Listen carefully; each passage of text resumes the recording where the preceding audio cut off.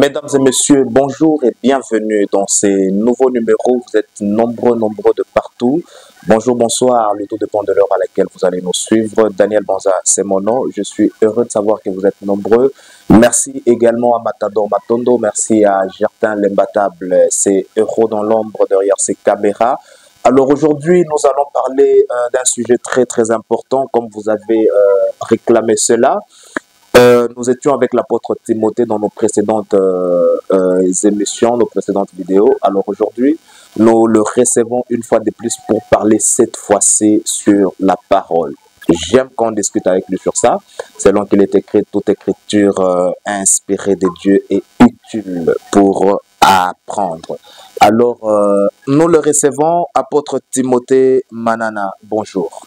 Bonjour, homme de Dieu, journaliste Dan Banza. Alors, merci beaucoup pour votre amour. Également, merci de nous avoir reçus. Vous avez accepté qu'on puisse avoir un entretien avec vous, malgré vos multiples occupations. Vous avez créé un temps uniquement pour nous et pour nos milliers d'internautes que nous suivrons après et ceux qui nous suivent déjà. En leur nom, nous vous disons merci. Je vous en prie. Alors, nous parlons aujourd'hui de la parole de Dieu dans l'Église, l'importance de la parole de Dieu dans l'Église. Apôtre Timothée, pensez-vous que la parole de Dieu dans l'Église aujourd'hui garde sa place pure?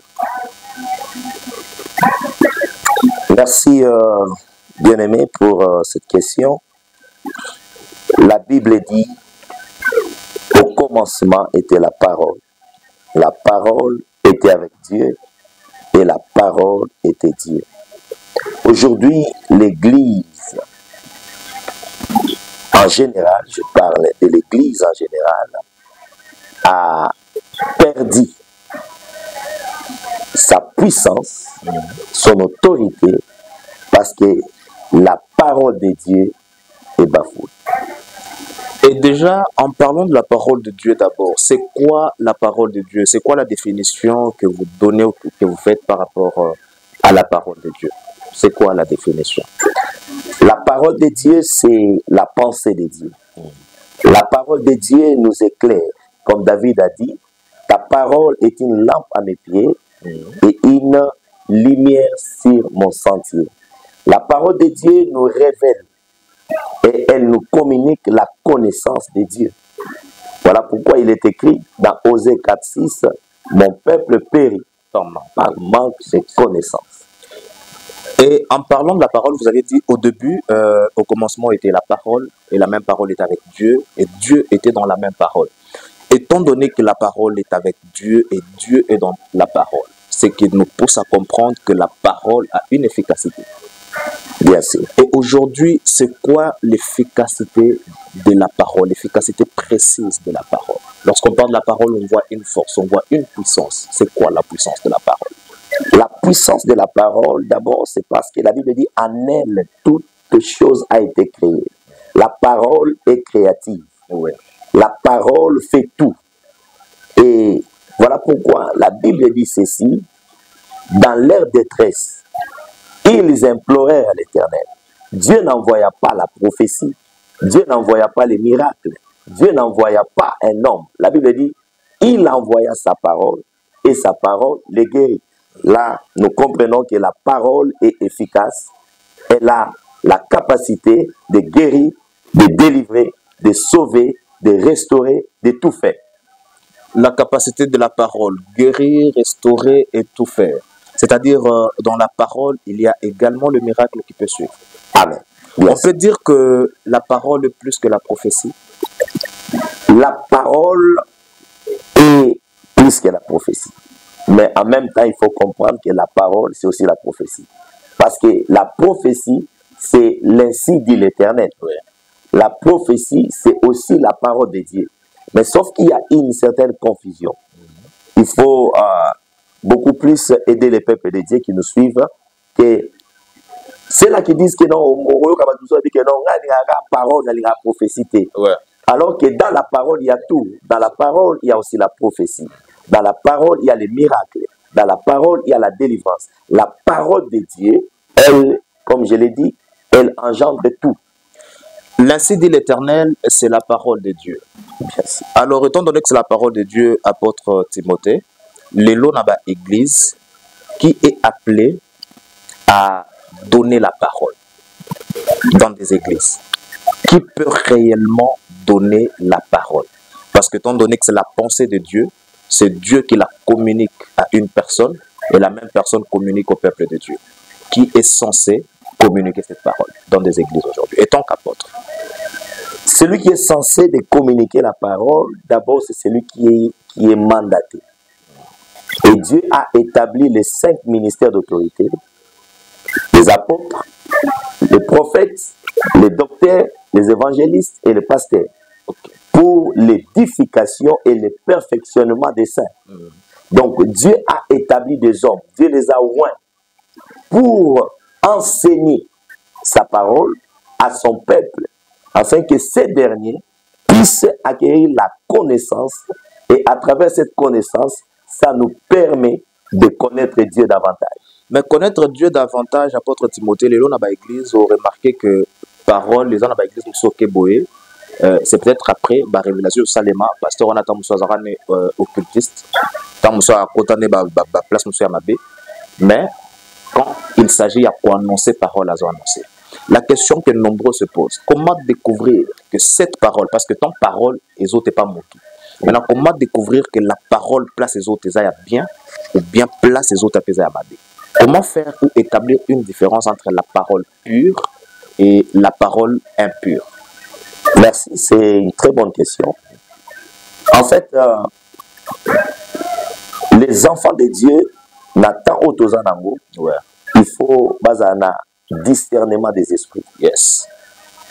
La Bible dit les gens aimeront plus écouter biloko ezo ko plaire na matoi na bango, oui, oui, plutôt qu'à la vérité. La vraie parole de Dieu, elle est d'abord la vérité. Et c'est celle la vérité qui a franchi. Et quelqu'un qui écoute la parole de Dieu a pour objectif d'édifier, d'encourager et de consoler. Et aujourd'hui, tout le monde peut parler de la part de Dieu, mais tout le monde n'est pas mandaté par Dieu. Yes. C'est comme tout le monde peut parler du gouvernement, mais tout le monde n'est pas porte-parole du gouvernement. Ça, c'est important. Ça, c'est important en tout cas.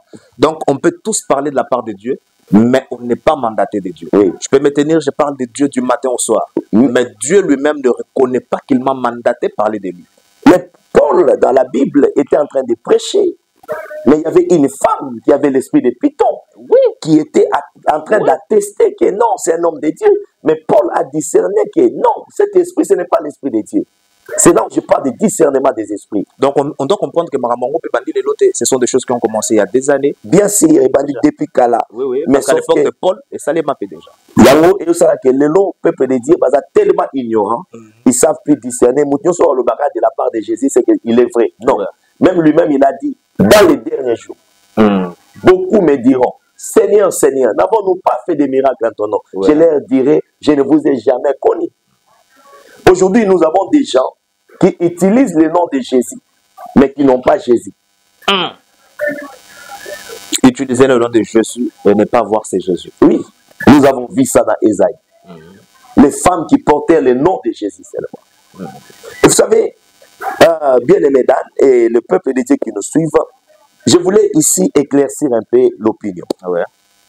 La parole de Dieu, la vraie parole de Dieu, la Bible dit ceci, vous connaîtrez la vérité et la vérité vous affranchira. Et moi j'ai toujours dit, la délivrance, ce n'est pas le spectacle, ce n'est pas l'effet de tomber et de se relever.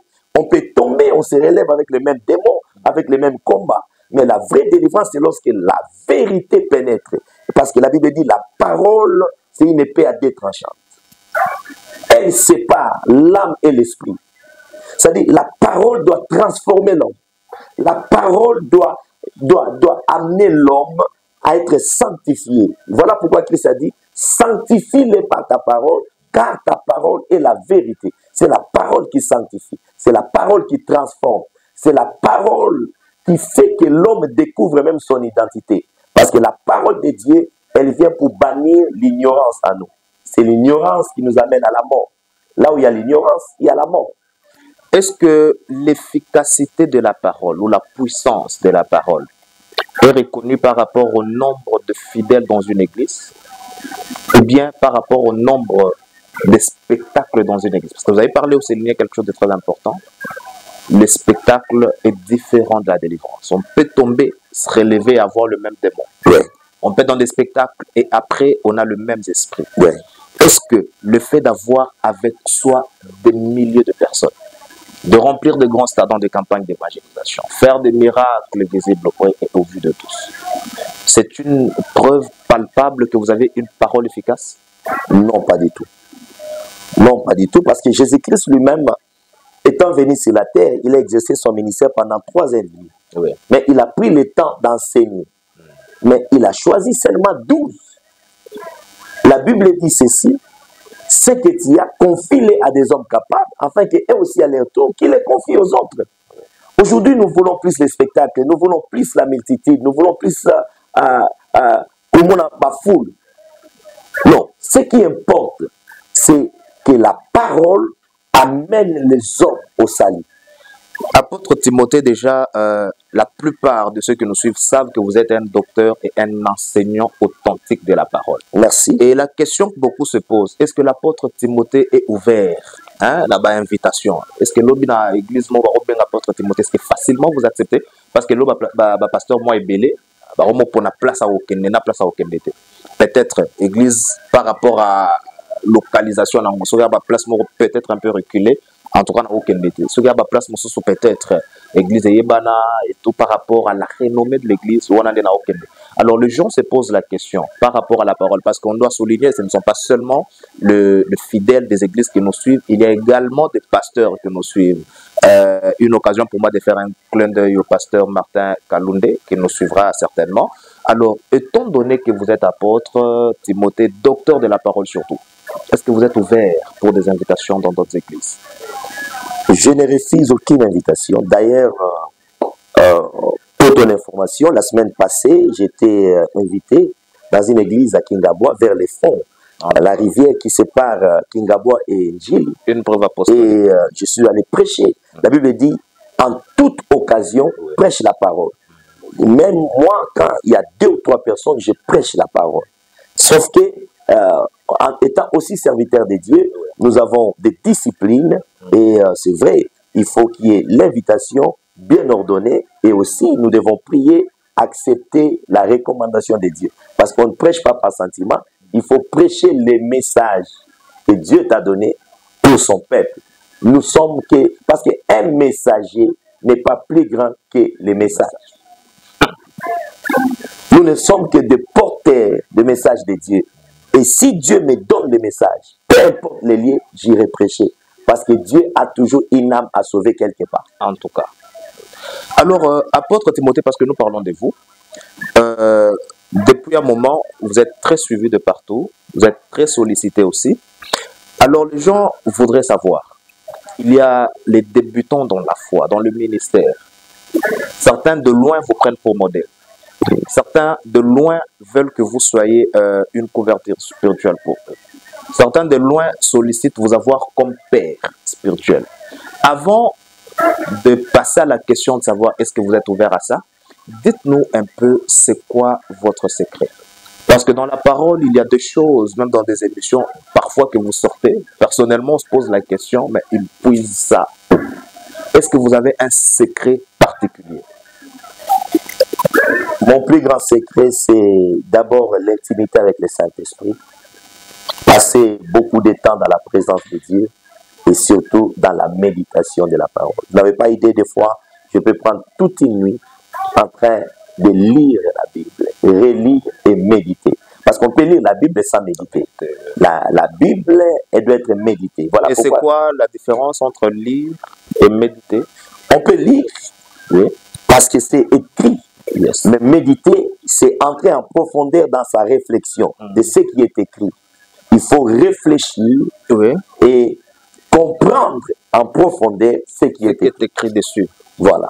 Voilà pourquoi la Bible dit dans Josué 1:8 que ce livre de la loi ne s'éloigne point de ta bouche. Médite-la jour et nuit. C'est alors que tu auras du succès. Et par rapport à votre question, Est-ce que vous êtes ouvert? Parce que beaucoup de gens peut-être solliciteraient vous avoir pour modèle, solliciteraient vous avoir pour père spirituel. Est-ce que vous êtes ouvert? Quelqu'un qui vient vous dire, papa, voilà, depuis un moment, je suis convaincu que vous soyez peut-être pour moi une couverture, un père dans le domaine spirituel. Je suis très ouvert à ça. Je peux le dire de tout mon cœur. J'ai beaucoup de fils et de filles que j'ai engendrés dans la foi, qui sont des lettres écrites dans mon ministère, et j'en ai aussi beaucoup de ceux que j'ai adoptés. Et j'ai toujours dit dans les ministères, il faut vraiment que le peuple de Dieu me comprenne. Oui. Ce n'est pas les fils qui adoptent le père, c'est les pères qui adoptent. Tu peux venir vers moi, me demander l'adoption, oui, mais je dois aussi, parce que j'ai des critères, j'ai aussi des principes ministériels, j'ai aussi une façon de travailler, parce qu'un fils doit être la photocopie de son père, doit comprendre que le père doit être un modèle pour toi. Si moi, j'ai ma façon de travailler, et toi, tu en as une autre, je dois te corriger d'abord. Je dois t'amener à ma vision, afin que tu puisses me reproduire. Alors, apôtre Timothée, comment rentrer en contact avec, est-ce qu'avec votre permission, vous allez permettre peut-être que le numéro de votre cabinet, alors il y a une procédure à suivre avant de rentrer en contact avec vous? Pour ceux-là qui veulent nous contacter, j'ai des numéros. Les numéros de l'Afrique du Sud, c'est plus 27 71 oui, 383 47 66. Et Afrique du Sud, on fait un clin d'œil à tous. God bless all my children from South Africa, voilà, in Jimistin, House of Eagle. Yeah. Pour mon numéro du Congo, c'est plus 243 82 68 65 743. Alors, depuis un moment, vous êtes généralement à cheval entre Afrique du Sud, Kinshasa, et peut-être aussi ailleurs. Toujours dans la mission de la parole, dans la mission apostolique, nous rappelons également l'authenticité de cette mission que vous avez. Alors, parce que nous parlons de la parole, nous sommes presque à la fin, nous rappelons que nous allons revenir là-dessus. Il y a autant de questions qui nous parviennent de partout. Comme nous parlons de la parole, apôtre Timothée, est-ce que vous pensez que par la parole, de la malédiction peut-être dans une famille, un père s'élève et maudit son fils, maudit sa fille en tant que père dans la chair, en tant que père dans le sang, il maudit. Et après, au bout de quelques années, le père décède. L'Église a le droit d'ôter ou d'enlever cette malédiction dans la vie de la personne maudite après la mort de la personne qui l'aurait maudit. Bien sûr. Premièrement, Christ est mort à la croix. Il a effacé l'acte dont les ordonnances nous condamnaient. Yes. Il s'est fait malédiction pour que nous soyons bénis. Et il n'y a plus de condamnation pour ceux qui sont en Jésus-Christ. Mais par rapport à ce contexte, il est vrai qu'il y a des parents biologiques qui ont maudit leurs enfants, qui ont maudit par des paroles à cause de ABCD. Yes. Mais j'ai toujours dit ceci, un père spirituel, il a le pouvoir et l'autorité de renverser la malédiction prononcée par un père biologique. Et un père spirituel, il peut ôter cette malédiction pour placer des paroles de bénédiction. Et la bénédiction d'un père reste gravée pour toute la vie sur un fils ou une fille. En tout cas, merci beaucoup, apôtre Timothée Manana. Merci à tous les internautes. Vous avez été nombreux. Merci une fois de plus. Vous nous avez suivis de partout, les hommes de Dieu, les fidèles et tout le monde. Nous vous disons infiniment merci. Merci à Matador Matondo. Merci à l'imbattable Gertin, l'homme de terrain. Il est toujours là. Merci à lui également.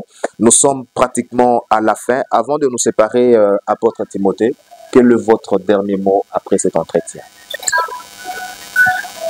Je salue d'abord tous les peuples de Dieu qui nous ont suivis de partout, et especially all my people of South Africa. Here your spiritual father, Apostle Timothy Manana Etienne. May God bless you. Mon dernier mot, que le peuple de Dieu aime la parole, qu'il s'accroche à la parole et qu'il demeure dans la parole. La Bible dit, si vous demeurez en moi et que mes paroles demeurent en vous, tout ce que vous demanderez, mon Père vous l'accordera. La vraie prière, c'est la répétition de la parole de Dieu. La Bible dit, si quelqu'un détourne son oreille pour ne pas écouter la parole de Dieu, pour ne pas écouter la loi, même sa prière est une abomination. Aujourd'hui, nous avons le peuple de Dieu qui aime la prière, qui aime les jeûnes, mais qui n'aime pas la parole. Je vous conseille, aimez la parole, demeurez dans la parole, pratiquez la parole et vous vivez la gloire de Dieu. Merci beaucoup. Quant à moi, je vous dis merci, espérant que je vous retrouverai également très très prochainement.